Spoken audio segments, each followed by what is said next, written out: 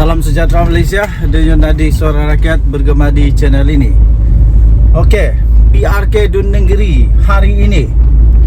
Pertama sekali saya ingin ucapkan kepada Pakatan Harapan Barisan Nasional yang berjaya membentuk satu kerjasama yang padu sehingga tak ada gaduh-gaduh. Begitu juga dengan calon daripada PHBN yang berjaya membuat kempen yang bagi saya okey lah. Okey, bagus. Okey. Dan of course tahniah jugalah kepada PAS dan Bersatu yang pun tak gaduh-gaduh sangat lah kan. Tak gaduh-gaduh sangat. Okey, ada keputusan terbaru yang agak mengejutkan bagi saya. Kerana Muhyiddin kata kajian menunjukkan di negeri, setelah kajian dibuat kononnya ramai yang mau undi bulan. Mau undi bulan, mau undi lambang bulan lah. Lambang bulan tu iaitu Perikatan Nasional lah. Dia kata kajian itu menunjukkan bahawa mereka menang besar lah. Tapi lain pula dengan apa yang sebenarnya berlaku. Apabila saya memberikan satu kajian ataupun undian secara terbuka melalui channel ini, soalannya senang saja. Siapakah yang menang di PRK Dun Negeri? Kemudian saya berikan dua pilihan. Pilihan yang pertama PHBN, pilihan yang kedua ialah PN lah, PAS. Agak mengejutkan sebab ia bertentangan dengan apa yang Muhyiddin kata. Muhyiddin kata orang-orang sana nak mau sokong ini bulan. Tapi kalau yang kajian saya buat pula 76% daripada yang ambil bahagian dalam undian itu, 76% mahu menyokong ataupun memilih bahawa PHBN lah yang menang, bukan PN yang menang. Jadi marilah kita tengok nanti marilah kita tengok nanti siapa punya kajian yang mantap, yang menang. Mestilah kan orang-orang profesional yang menang nanti. Okey. Tapi Muhyiddin Yassin pun bukan profesional juga. Dia hanya agak-agak saja pun. Okey. Jadi pengkaji pun dia kaji secara data yang dikolek, lepas tu buat kajian, lepas tu kumpul data, analisis, barulah dia agak-agak inilah kesimpulan dia, ini yang menang. Akhirnya lain pula yang menang nanti. Okey, jadi bagaimana pula dengan anda? Apa pula pendapat anda? Siapakah pada pendapat anda, kata hati anda, siapakah yang menang di PRK Dun Negeri? Okey, jadi ramai rakan-rakan saya sana. Ada juga rakan-rakan di sana. Rakan Maya, rakan lah yang ada di sana yang akan sentiasa memberikan kita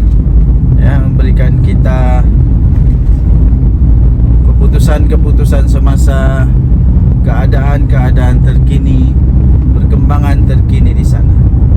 Okey, jadi dengan itu tuan-tuan dan puan yang dihormati sekalian, nanti petang saya akan live. Kita tengok sama-sama siapa yang kena, siapa yang kalah, siapa yang menang. Denyut nadi suara rakyat bergema di channel ini. Jangan lupa tekan butang subscribe, like dan share. Malaysia kita punya, cintai Malaysiaku, kita jaga kita. Kita jumpa lagi. Bye-bye. Salam sejahtera Malaysia. Denyut nadi suara rakyat bergema di channel ini. Baru tadi saya baca satu artikel mengatakan Tajuk dia, tempias dari Jana Wibawa bersatu bakal berkubur. Wow. Kalaulah tiba-tiba bersatu dibatalkan, kalau dibatalkanlah dia punya pertubuhan oleh ROS, wah, pergi mana nih? Mau pergi mana ini? 25 orang kah MP bersatu? Adakah mereka mau masuk UMNO? Tidak, mereka tidak akan masuk UMNO. Menurut sumber itu dia kata mereka tidak akan masuk UMNO selagi Zahid Hamidi jadi presiden.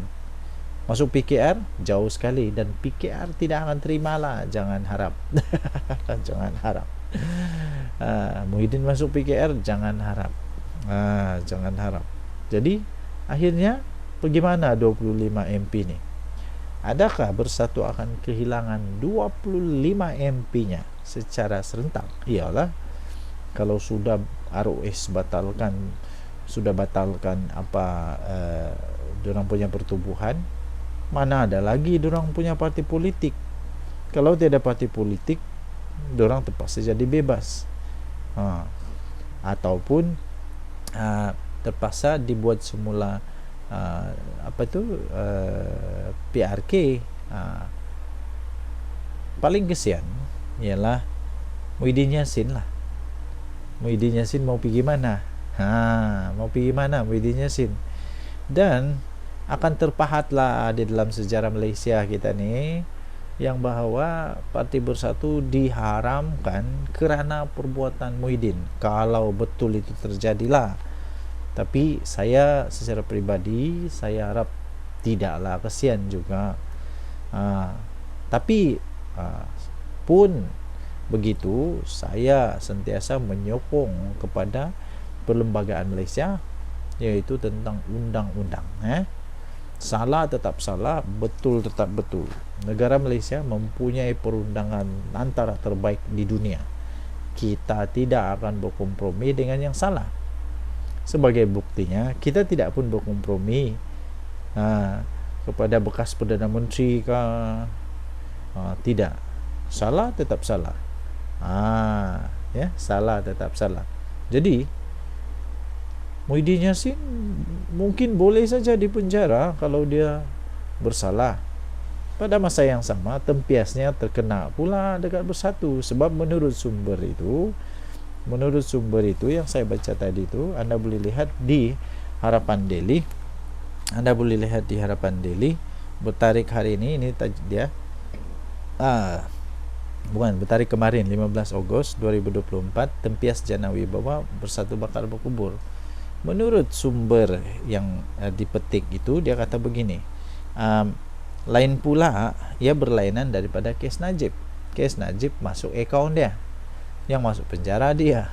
Yang ini ia berlainan daripada kes Najib, di mana wang pada kali ini, pada waktu zaman Bersatu ini, zaman Jana Wibawa ini, wang yang dimasukkan itu ke dalam akaun pribadi waktu zaman Najib. Tapi zaman Jana Wibawa ini, dia bukan masuk ke dalam akaun pribadi, tapi wang itu dimasukkan ke dalam akaun bank Parti Bersatu. Wah, jadi tuan-tuan dan puan-puan yang dihormati sekalian, sekiranya didapati bersalah, ada memang niat dengan salah, habislah Bersatu, lingkup batal. Muhyiddin memang tiada erti sudahlah. Siapa yang mau terima lagi Muhyiddin, ya? Dia menyebabkan Parti Bersatu dibatalkan kalau dia dari parti bersalah. So kita sokong perundangan negara Malaysia. Denyut tadi suara rakyat bergema di channel ini. Betul tetap betul, salah tetap salah. Kalau Muhyiddin betul, lepaskan. Kalau Muhyiddin salah, ambil tindakan. Jadi apa boleh buat supaya pengajaran untuk pemimpin-pemimpin akan datang. Kita jumpa lagi. Selamatkan Malaysia. Bye-bye. Salam sejahtera Malaysia. Muhyiddin dalam masalah besar.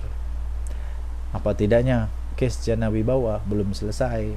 Ramainya pemimpin Bersatu yang termasuklah yang termasuk dalam kes Jana Wibawa. Hebatnya, hebat. Ini terbaru. Tempias Jana Wibawa. Bersatu bakal terkubur. Wow. Adakah bersatu akan terkubur terus kerana tempiasnya daripada Jana Bersatu? Jana Bersatu pula, Jana Wibawa. Tuan-tuan dan puan yang dihormati sekalian. Kesian juga saya sebenarnya dengan Bersatu nih. Sekejap je pemerintah negara Malaysia sudah banyak terpalit dengan kes itu, kes ini. Bukan main lagi Muhyiddin Yassin dulu. Mau buktikan Najib salah dengan Mahathir. Waktu itu ingat lagi. Tapi sekarang siapa yang kena? Siapa yang kena? Saya masih ingat lagi Muhyiddin sampai dipecat daripada UMNO kerana dia cuba mempersoalkan Presiden UMNO waktu itu, Najib Razak, tentang 1MDB. Sekarang Muhyiddin pula dalam masalah besar dalam Jana Wibawa. Bersatu bakal terkubur sekiranya presidennya Tan Sri Muhyiddin Yassin didapati bersalah dalam kes salah guna kuasa yang membabitkan kes Jana Wibawa. Dalam kes Muhyiddin Yassin, wang dimasukkan ke dalam akaun bank Parti Bersatu. Ini berlainan daripada kes Najib, di mana wang masuk ke dalam akaun pribadinya, kata sumber yang dipercayai. Pada 15 Ogos 2023, Mahkamah Tinggi Kuala Lumpur melepaskan dan membebaskan Muhyiddin Yassin daripada 4 pertuduhan menggunakan kedudukannya untuk suapan bernilai 232.5 juta ringgit Malaysia bagi Parti Bersatu berkaitan projek Jana Wibawa. Terdapat 3 pertuduhan di bawah Akta Pencegahan Perubahan Wang Haram, Pencegahan Pembiayaan Keganasan dan Hasil daripada Aktiviti Haram atau AMLA TFPUAA 201. Pihak pendakwa raya telah pun membuat rayuan ke atas keputusan tersebut. Pada Februari yang lalu, Mahkamah Seksyen menangguhkan semula keputusan dakwaan di bawah AMLA TFPUAA. Sumber memberitahu Bersatu akan terkubur menerusi langkah yang akan diambil oleh ROS, pendaftar pertubuhan.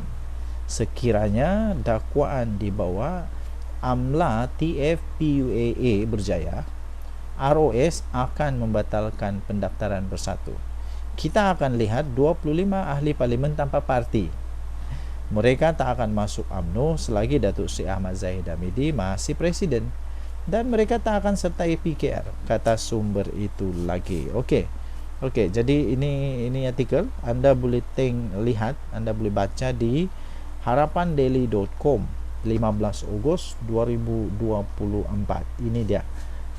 Jadi adakah benar kerana tempias daripada Bersatu, adakah benar Bersatu pula tempias daripada Jana Wibawa, adakah Bersatu akan terkubur? Kesian. Kesian. Tapi apa boleh buatlah, segala sesuatu yang dibuat memang ada dia punya consequence. Berani buat, berani tanggung. Kalau dapat dibuktikan menurut sumber itu yang saya baca tadi itu, kalau dapat dibuktikan bahawa memang duit masuk ke dalam Bersatu dan didapati bersalah dengan cara yang salah, termasuk di dalam Akta AMLA TFPUAA 2001, sumber itu kata Bersatu mungkin boleh dibatalkan oleh ROS. Wah, ini amat kasihan sungguh kepada Muhyiddin Yassin. Apa pendapat anda? Tinggalkan komen anda. Denyut Nadi, Suara Rakyat, bergema di channel ini. Jangan lupa tekan butang subscribe, like dan share. Bye bye. Salam sejahtera Malaysia. Habis Muhyiddin kena kali ini. Memang betul-betul kau Muhyiddin kena kali ini. Cakap je lebih, tapi sendiri tak sedar diri. Itulah waktu bercakap, orang kata tengoklah kiri kanan dulu. Jangan duk cakap barang sedap mulut saja, tapi sendiri tak sedar diri. Sendiri tak sedar diri. 17 bulan pun gagal. 17 bulan memerintah gagal. Buat bidas dakwaan Muhyiddin. Ramai mahu PN kembali. Betulkah ramai orang mau Perikatan Nasional kembali memerintah?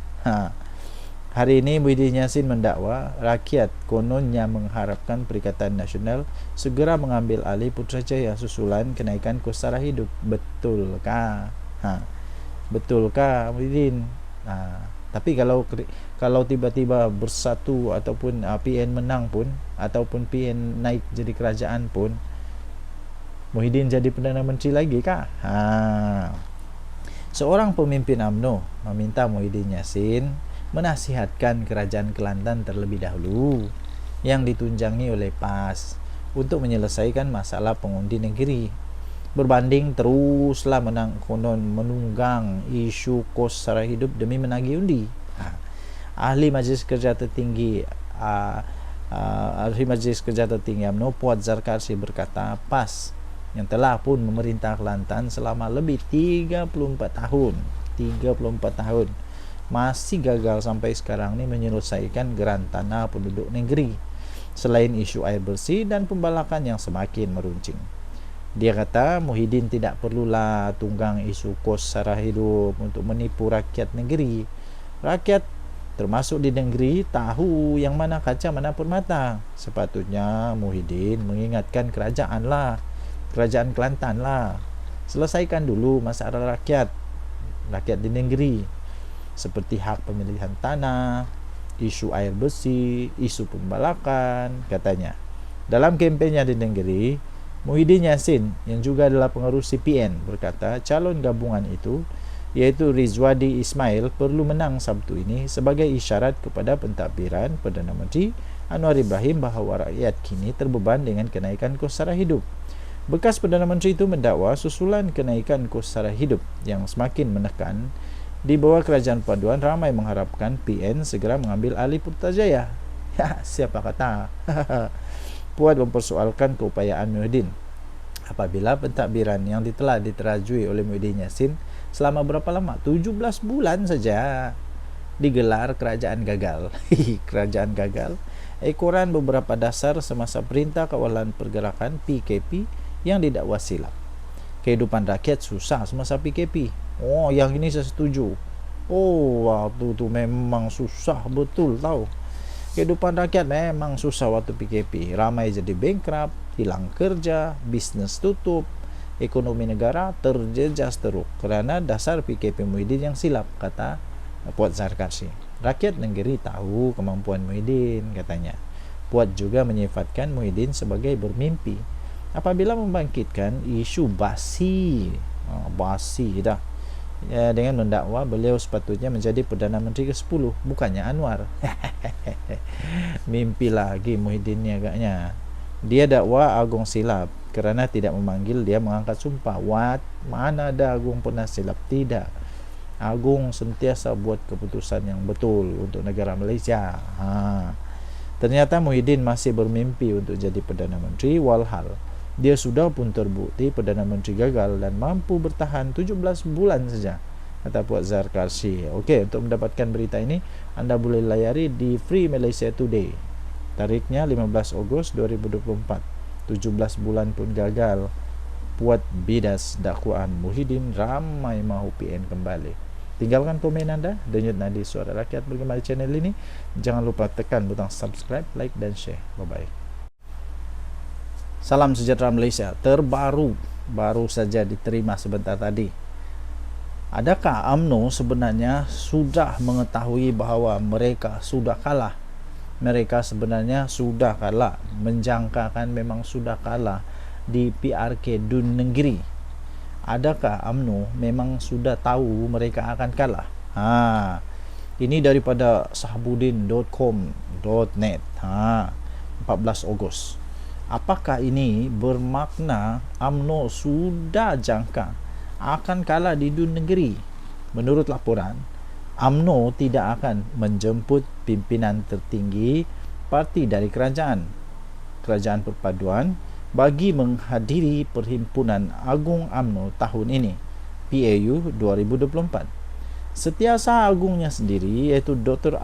Ashraf Wajdi Dusuki, berkata Perkara itu telah dibincang dalam mesyuarat Majlis Pimpinan Kerajaan Perpaduan supaya PAU yang berlangsung pada 21 sehingga 24 Ogos ini mengutamakan keluarga UMNO terlebih dahulu. Tahun pertama, katanya tahun pertama kita buat jemputan. InsyaAllah mungkin tahun depan atau tahun sebelum PRU biasanya begitu jugalah buat jemputan katanya. Tahun ini kita beri ruang untuk keluarga besar UMNO berbincang secara kekeluargaan katanya. Pada sidang media sempena PAU 2024. Pada tahun yang lalu, Datuk Seri Anwar Ibrahim yang juga Presiden PKR dan pengerusi Pakatan Harapan telah hadir buat julung kalinya ke PAU 25 tahun selepas dipecat daripada UMNO. Kali terakhir beliau berada di pentas yang sama ialah pada bulan Jun 1998 yang lalu selaku timbalan Presiden UMNO pada ketika itu sebelum beliau dipecat 3 bulan kemudiannya. Sesungguhnya keputusan UMNO untuk tidak menjemput pimpinan tertinggi parti yang membentuk kerajaan perpaduan ini dalam menghadiri PAU tahun ini adalah sesuatu yang amat pelik. Ini kerana PAU tahun lepas mereka dijemput dan kemudian dikata pula jemputan akan dilakukan semula pada PAU tahun depan dan seterusnya.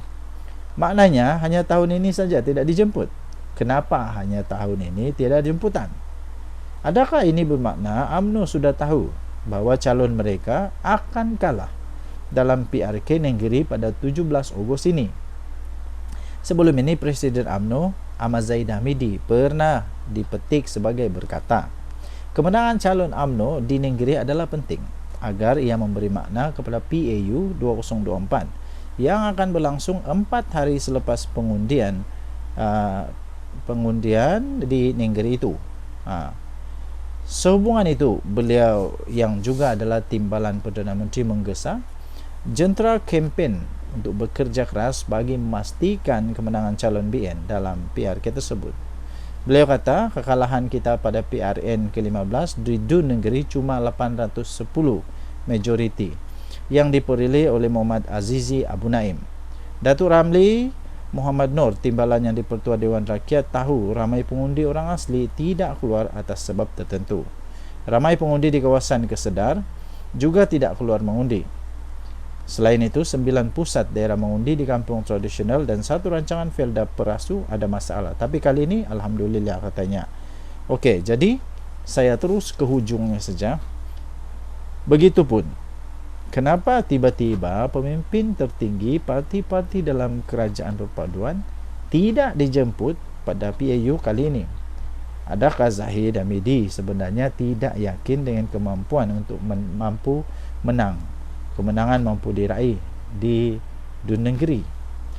Apakah ini juga bermakna semua jentera kempen BN Barisan Nasional sudah tidak mampu menolong Zahid lagi bagi memastikan calon Barisan Nasional mencipta kemenangan di Negeri?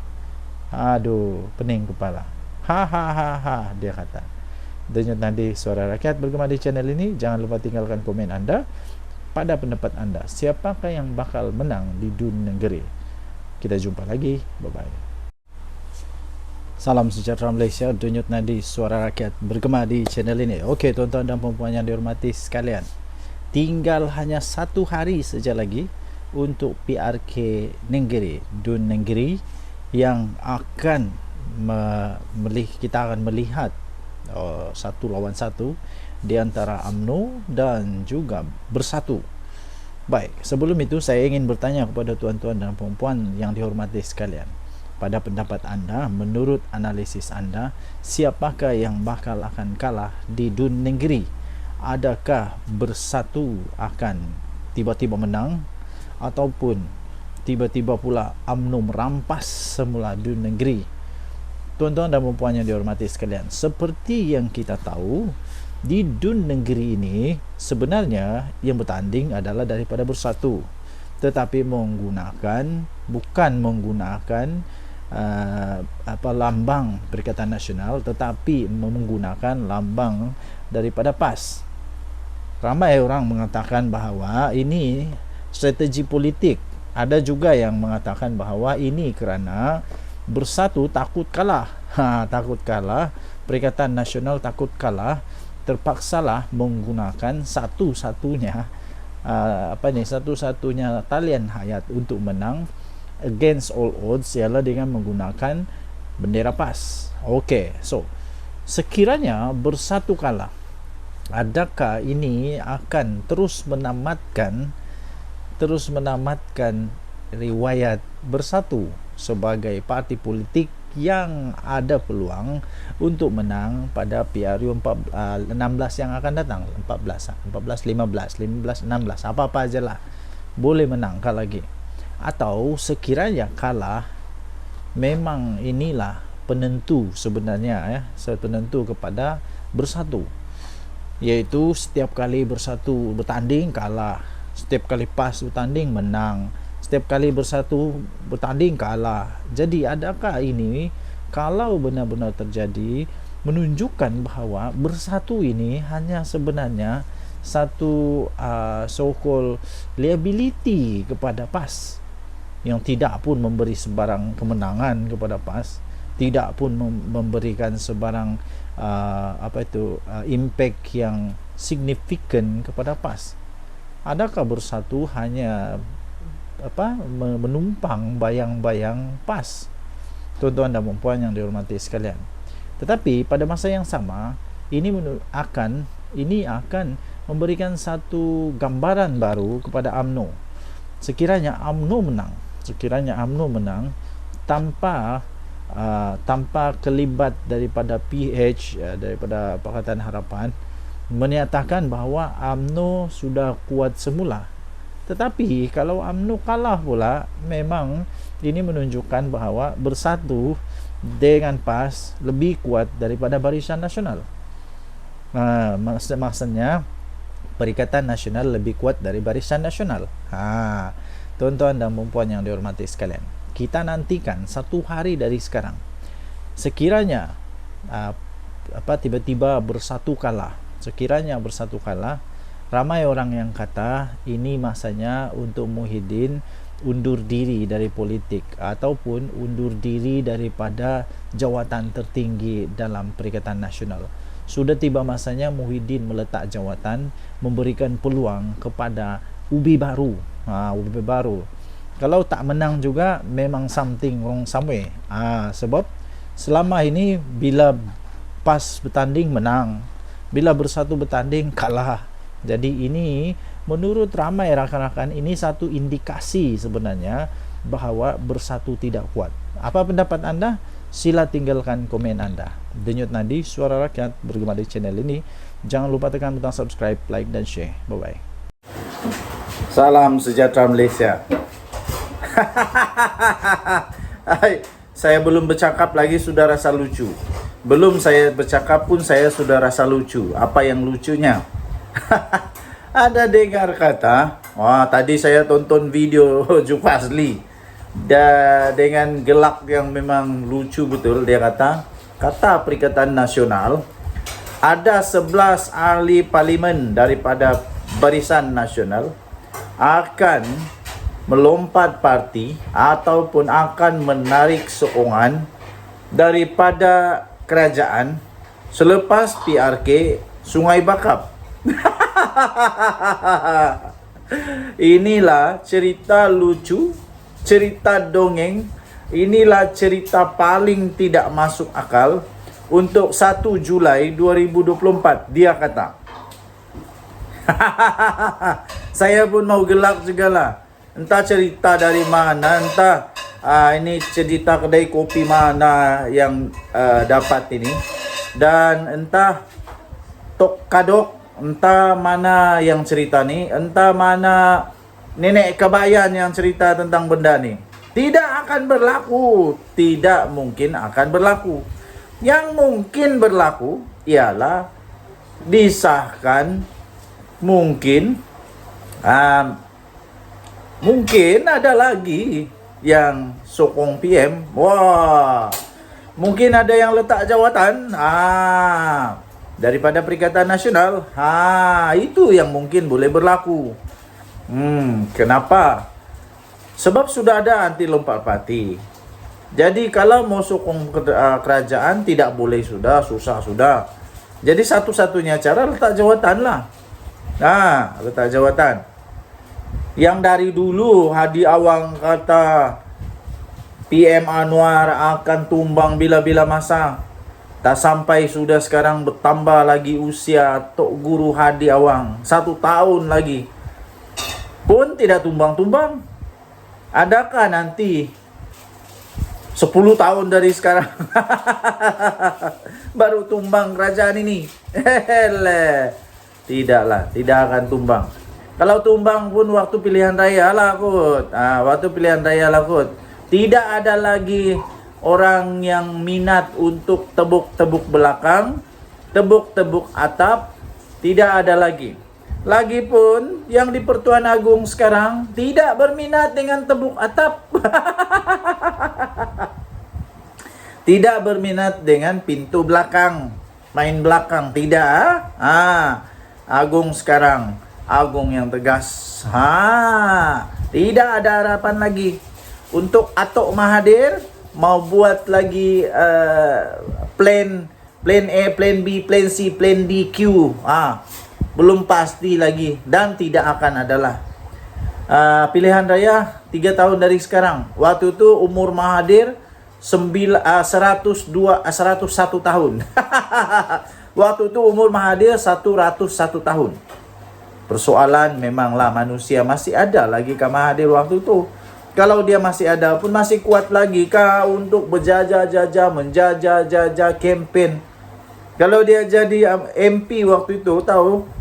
Kalau dia jadi ahli parlimen waktu itu, umur dia akan menjadi umur MP paling tua. Masih boleh berjalan? Saya pun tidak tahu. Masih boleh jalan lagi kah tidak? Jadi yang pastinya 11 MP daripada Barisan Nasional yang konon mau sokong Perdana Menteri itu tidak akan jadi. Jangan risau, tidak akan jadi. Kalau ada, kalau berani, nyatakanlah siapa dia orang. Yang pasti tiada. Tiada. Kesian. Bermimpilah di siang-siang hari.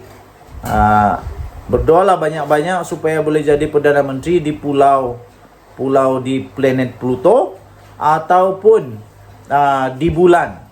Buatlah parlimen baru di bulan supaya boleh jadi Perdana Menteri di sana.